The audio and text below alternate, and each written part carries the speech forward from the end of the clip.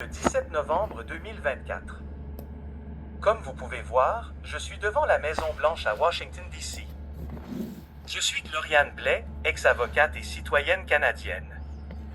Je demande l'asile aux États-Unis d'Amérique parce que je suis victime depuis 2020 de persécutions importantes, violentes, illégales et abusives de la part du système judiciaire canadien, incluant du plus haut tribunal du Canada, la Cour suprême du Canada.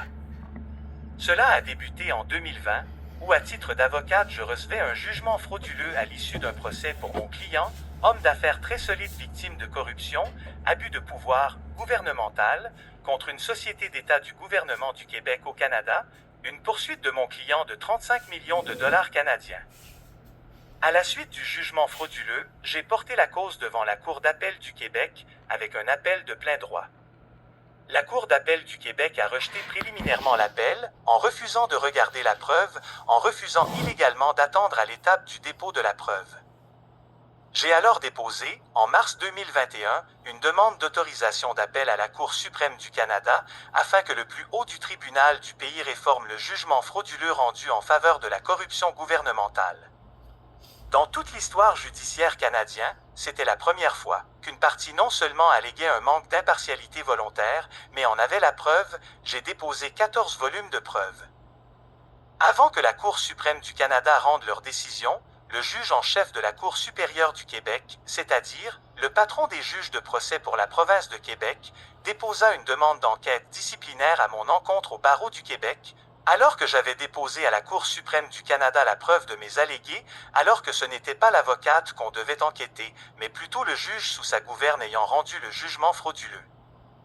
En mai 2024, Maître Daniel Gagnon pour le barreau du Québec introduisit la première plainte disciplinaire à vie à mon encontre, sur la base de cette demande d'enquête du juge en chef de la Cour supérieure du Québec.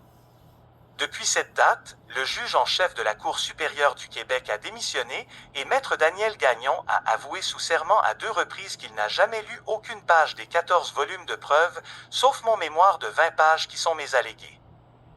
Le 8 juillet 2021, la Cour suprême du Canada faillit dans ses responsabilités constitutionnelles en rejetant ma demande d'autorisation d'appel pour mon client. Toute la preuve de ce que je viens de nommer est, en français, via mon lien de Curium. https://.docurium.ca/d/79fa1400bb401797f7d/. À la même date, soit le 8 juillet 2021, Maître Daniel Gagnon pour le barreau du Québec introduisit une deuxième et dernière plainte disciplinaire à mon encontre concernant mes propos de printemps 2021 sur le vaccin COVID-19, à titre de lanceuse d'alerte et avocate experte en droit de la santé et en responsabilité médicale et hospitalité. Je qualifie ce vaccin d'injection expérimentale, et lorsqu'on a commencé à vouloir inoculer les enfants, je l'ai nommé crime contre l'humanité, toujours à titre d'avocate. Il faut rappeler que ce vaccin était toujours en cours de phase 3 de l'essai clinique et est une nouvelle technologie jamais utilisée en population générale. On apprendra plus tard notamment énormément d'informations, donc le produit fut selon le processus manufacturier numéro 2 avec seulement 252 participants à l'essai clinique de Pfizer, car l'essai clinique de 44,000 participants fut sur le processus manufacturier numéro 1, conséquemment le produit distribué en population générale n'a pas subi d'essai clinique. Pour ce, je vous réfère au livre en anglais de la biostaticienne dans l'industrie pharmaceutique Christine Coton, de France, dont je fais la postface. À la même date, soit le 8 juillet 2021, Maître Daniel Gagnon pour le barreau du Québec introduisit une deuxième et dernière plainte disciplinaire à mon encontre concernant mes propos de printemps 2021 sur le vaccin COVID-19, à titre de lanceuse d'alerte et avocate experte en droit de la santé et en responsabilité médicale et hospitalité. Je qualifie ce vaccin d'injection expérimentale, et lorsqu'on a commencé à vouloir inoculer les enfants, je l'ai nommé crime contre l'humanité, toujours à titre d'avocate. Il faut rappeler que ce vaccin était toujours en cours de phase 3 de l'essai clinique et est une nouvelle technologie jamais utilisée en population générale.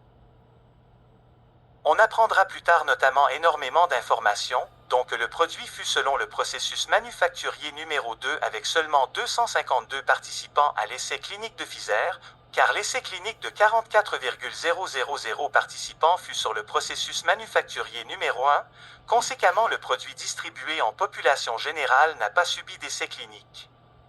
Pour ce, je vous réfère au livre en anglais de la biostaticienne dans l'industrie. Pharmaceutique Christine Coton, de France, dont je fais la postface.